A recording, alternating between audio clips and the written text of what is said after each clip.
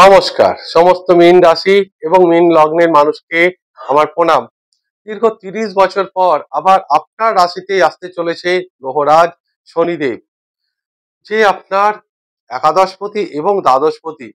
একাদশপতি এবং দ্বাদশপতি হয়ে, বিশেষ করে দ্বাদশপতি হয়ে যখন আপনার রাশি বা লগ্নে আসে, তখন খরচের একটা চিন্তা বাড়িয়ে দেয়।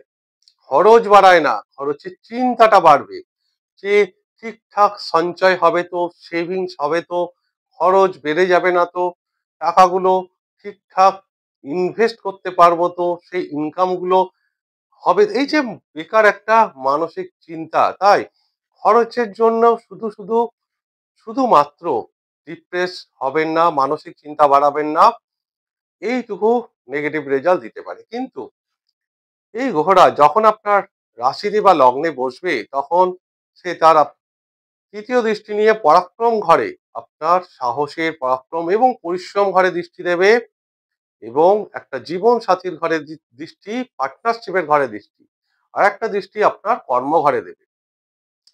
তার ফলে দীর্ঘ 2.5 বছর আপনার কি রেজাল্ট পেতে চলেছে। প্রথমে দেখুন, অনেকের মধ্যে একটা কনফিউশন থাকে, এই যে গ্রহদেবের যে ট্রানজিট বা গোচর, সেটা রাশি থেকে দেখবো বা লগ্ন থেকে দেখবো, কোনটা থেকে দেখবো। আপনি দুটো থেকেই দেখতে পারেন। রাশি থেকে আপনার মনের ওপর প্রভাব পড়বে, যেমন মীন রাশি যদি আপনার, তাহলে আপনার 7.5 চলছে, 7.5 সেকেন্ড ফেজ, দ্বিতীয় পর্যায়, যেটা আপনার রাশিতেই আসছে। লগ্ন থেকে কোনো চিন্তাই নেই, কারণ আপনার 7.5 বলে কিছুই হয় না। তাই দুটো থেকেই আপনি দেখতে পারেন এটা। এবার দেখুন, মীন রাশি আপনার মানে এটা ভাবুক রাশি বা ইমোশনাল রাশি। কেন এটা ইমোশনাল রাশি এবং এটা স্বভাব রাশি, তাই এই যে ডুয়েল সাইন আপনাদের এবং ইমোশনাল, অর্থাৎ এটা চন্দ্রের প্রভাব বিরাট পড়ে, বৃহস্পতি রাশি, সেখানে চন্দ্র বসলে। কারণ পৃথিবীর 1/3 হচ্ছে জল, আর আমাদের শরীরেও 72% প্রায় জল। সেই কারণে এই তিনটে রাশির উপর বিরাট চন্দ্রের প্রভাব পড়ে, কর্কট, বৃশ্চিক এবং মীন। সেই কারণেই আপনারা ইমোশনাল, মনের দিক থেকে প্রচন্ড সৎ, ভালো এরা হয়ে থাকে। কারোর নিজে থেকে ক্ষতি করার যে চেষ্টা, সেটা তো অনেক দূরে থাক, মনের মধ্যেও আসে না যে এরা কারোর ক্ষতি করবে। সমগ্র জগতের উন্নতির কথা চিন্তা করে, শুধুমাত্র নিজের কথা ভাবে না। এবং তাদের জন্যই মহারাজ খুব ভালো রেজাল্ট দিতে আসছে। আগামী 2.5 বছর থাকবে, অর্থাৎ 2027 সালের ঠিক 2 জুন পর্যন্ত আপনার রাশিতে থাকবে। সেখানে কি রেজাল্ট দিতে আসছে গ্রহরাজ, ভিডিওটা শুরু করার আগে আপনাদের কাছে আমার আন্তরিক অনুরোধ, যারা প্রথম এই চ্যানেলটি দেখছেন এবং এখনো পর্যন্ত চ্যানেলটিকে সাবস্ক্রাইব করেননি, অনুগ্রহ করে চ্যানেলটিকে সাবস্ক্রাইব করে দেবেন। তো চলুন সময় নষ্ট না করে মেইন টপিকে আসি। গ্রহরাজ আপনার একাদশ পতিও, 11th লর্ড, যখন সে 11th লর্ড হয়ে লগ্নে বসে পরাক্রম ঘর এবং কর্মঘর দুটোকে একসঙ্গে প্রভাবিত করে, তার ফলে চেঞ্জ লক্ষ্য করা যাচ্ছে, চেঞ্জেস আপনাদের জীবনে, সেটা প্রফেশনে চেঞ্জেস, এটা কেরিয়ারের চেঞ্জেস, এবং সেটা গ্রোথ, পজিটিভ চেঞ্জেস। এবার দুটো ব্যাপারে চেঞ্জেস আসবে, সেটা হচ্ছে এক, যারা চাকরি করে এবং বিজনেস করে দুটোই। চাকরির ক্ষেত্রে আপনারা যারা চাকরি করছেন, বিশেষ করে প্রাইভেট চাকরি, তারা কিন্তু এইবার তাদের কর্ম মানে তাদের হার্ড ওয়ার্কের দ্বারা, প্রচেষ্টার দ্বারা তাদের এই পরিবর্তন, সেটা শুভ পরিবর্তন লক্ষ্য করা যাবে। এবং বিজনেসের ক্ষেত্রেও অনেক কিছু চেঞ্জেস আপনি নিয়ে আসবেন এই সময়। যে এই যে কম্পিটিশন মার্কেট, আপনি জানেন যে বিজনেসের জায়গাটা নতুন করে কিছু গ্রোথ, নতুন কিছু অ্যাড বা কাস্টমারদের দৃষ্টি আকর্ষণ করার জন্য কিছু অফার, এই ধরনের যে ব্যবসার কিছু চেঞ্জেস আপনি নিয়ে আসবেন, সেটা শুভ পরিবর্তন কর্মের জন্য এবং হার্ড ওয়ার্কের জন্য এই প্রভাবগুলো দেখা যেতে পারে। দুটো জায়গা থেকে খুব সাবধান, একটা হচ্ছে মামার বাড়ি, আর একটা হচ্ছে আপনার শ্বশুর বাড়ি। সাবধান মানে কি, মানে বেশি অ্যাটাচমেন্ট এই সময় না, যতটা আপনি দূরত্ব তৈরি করতে পারবেন, অপরকে দায়িত্ব দিয়ে কাজ করিয়ে নিতে পারবেন, তাহলে ভালো। কারণ মামার বাড়ি হচ্ছে ষষ্ঠ ঘর, এই ষষ্ঠের অষ্টম ঘরে যাচ্ছে গ্রহরাজ এবং আপনার শ্বশুর বাড়ি ইনহেরিটেন্স সেটা হচ্ছে অষ্টম ঘর।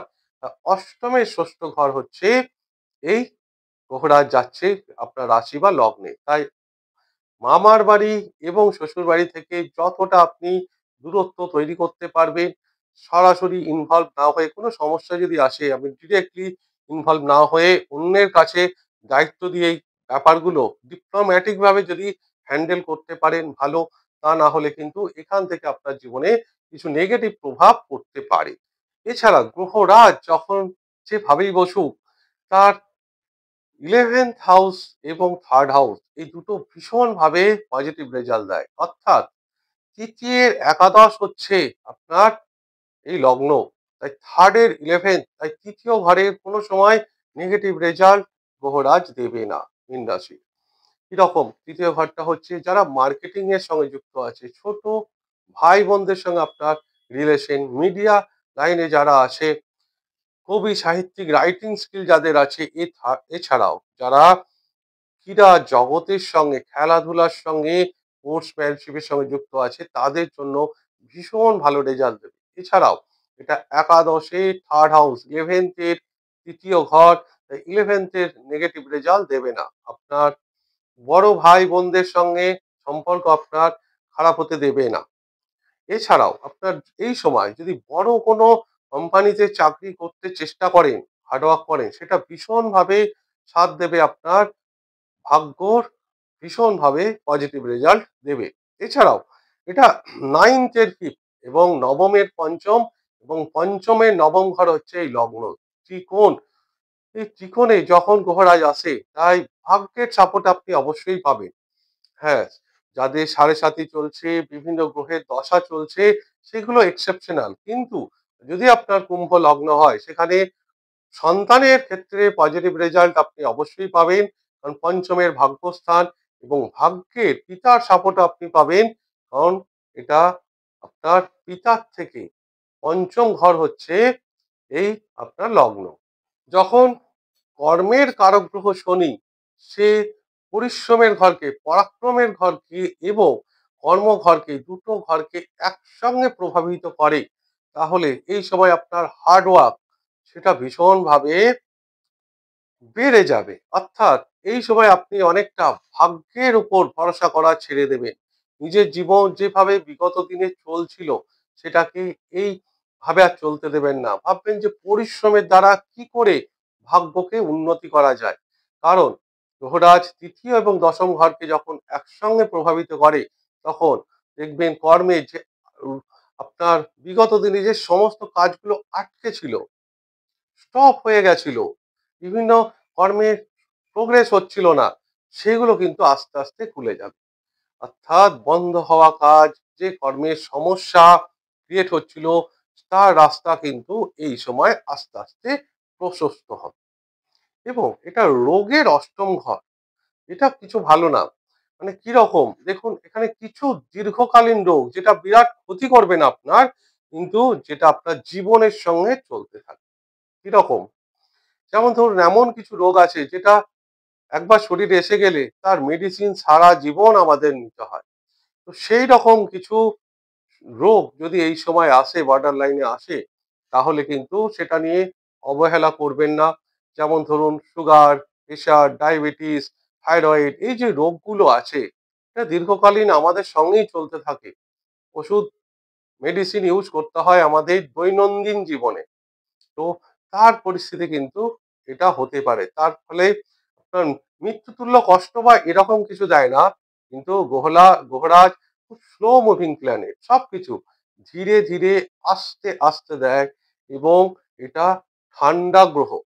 তাই যখন দেখবেন এই গ্রহরাজ আপনার রাশিতে চলে আসে, এখানে একটা ইনফিউরিটি কমপ্লেক্স তৈরি করে দেয়। অর্থাৎ আত্মবিশ্বাস কমিয়ে দেয়, কিন্তু আত্মবিশ্বাসটা কমে যাওয়া, সেই সঙ্গে মানে ইগো কমিয়ে দেবে। হ্যাঁ, ইগো কমিয়ে দেওয়া খুব ভালো। এমনি আপনার মীন রাশি যে মানসিক স্থিতি আপনাদের অত্যন্ত ভালো, বড় মনের মানুষ আপনারা। কিন্তু এখানে গ্রহরাজ যখন আসে, ইনফিউরিটি কমপ্লেক্স অর্থাৎ কনফিডেন্স কমিয়ে দিচ্ছে। অর্থাৎ কোনো কাজ এমনি আপনার ডুয়েল সাইন, তার উপরে জলতত্ত্ব রাশি, ভাবুক রাশি। তাই কোনো অপরচুনিটি এই সময় যদি আসে, সেটা চিন্তা ভাবনা করতে দেরি হওয়ার ফলে সেই সুযোগগুলো আপনার হাত থেকে চলে যেতে পারে। ভাবতে হয়তো আপনি ভাববেন যে এটা আপনার সাড়ে সাথী চলছে, আপনার ভাগ্যেই আছে। না, ব্যাপারটা সেরকম না। অনেকটা এখানে সিদ্ধান্ত নিতে গেলে ডুয়েল সাইন দ্বিস্বভাব রাশি, তাই সিদ্ধান্ত নেওয়ার ক্ষমতাটা কমিয়ে দেয়, ডিসিশন নেওয়ার ক্ষমতাটা কমিয়ে দেয়, নিজের মধ্যে কনফিডেন্স লেভেলটা অনেক উইক হয়ে যায়, যে করতেই হবে, করব, সেটা না। দুটো ট্রানজিট দশা সবার ক্ষেত্রে না, প্রত্যেকের জন্মছক আলাদা, তাদের দশা পিরিয়ড আলাদা, তাই প্রত্যেকের জীবনে এটা আলাদা আলাদা তার প্লে রোল করবে। কিন্তু তবুও মহারাজ যখন আপনার আসছে, এই সময় যদি কোনো ভালো সুযোগ আসে, কোনো ভালো অপরচুনিটি কর্মের আসে, তাহলে কিন্তু আপনি সেটাকে অ্যাকসেপ্ট করবেন। কারণ মহারাজ কর্মের কারো, কর্মঘরে দৃষ্টি, এটা কিন্তু কর্মের জন্য অত্যন্ত ভালো। এটা কোনো সময় ভয় পাবেন না যে আপনার সাড়ে সাথী আছে, সাড়ে সাথীতে আপনার ডিলে হয়ে যাবে, ডেস্টিনি আপনার সাপোর্ট করবে না, লাক আপনার সাপোর্ট করবে না। এই যে একটা ইনফিউরিটি কমপ্লেক্স, এই ব্যাপারগুলো থেকে দূরে থাকবেন। এটা স্পিরিচুয়াল গ্রোথের জন্য অত্যন্ত ভালো। কারণ আপনার রাশি দেবগুরু রাশি, এবং সেটা রাশিচক্রের শেষ, সেখানে গ্রহরাজের মতো আধ্যাত্মিকতা, স্পিরিচুয়ালের গ্রহ, বিরক্তির কারক গ্রহ, সে কিন্তু এখানে আধ্যাত্মিকতার বিরাট একটা পজিটিভ রেজাল্ট এই সময় দেবে।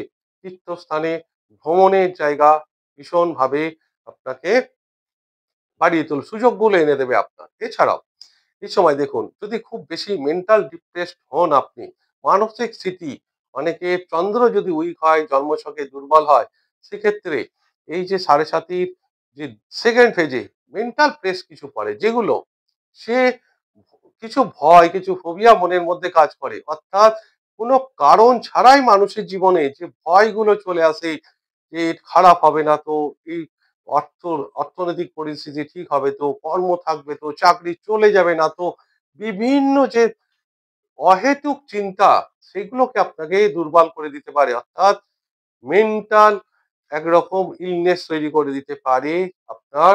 মানসিকভাবে দুর্বল হবেন না। মানসিকভাবে দুর্বল হলে কিন্তু আপনার জীবনে অনেক কিছু নেগেটিভ প্রভাব দিয়ে দেবে গ্রহরাজ। তাই মানসিকভাবে আপনি সবল থাকবেন। বিশেষ করে প্রত্যেকদিন রাতে শুতে যাওয়ার আগে 5 মিনিট করে একটু মেডিটেশন করুন। খুব বেশি যদি ডিপ্রেসড, ছোট ছোট কথায় রাগ হয়ে যাচ্ছে, পেশেন্স হারিয়ে ফেলছেন আপনি, তাহলে দূরে পাহাড়ি এলাকায় কোথাও ঘুরে আসুন। দেখবেন মানসিক স্থিতি অনেক অনেক বেটার হবে, ভালো হবে। যাই হোক, ভিডিওটা যদি ভালো লেগে থাকে আপনাদের, তাহলে অনুগ্রহ করে চ্যানেলটিকে সাবস্ক্রাইব করে দেবেন, এবং ভিডিওটা লাইক এবং শেয়ার অবশ্যই করবেন। ঈশ্বরের কাছে প্রার্থনা করি সকলেই ভালো থাকুন এবং সুস্থ থাকুন। নমস্কার।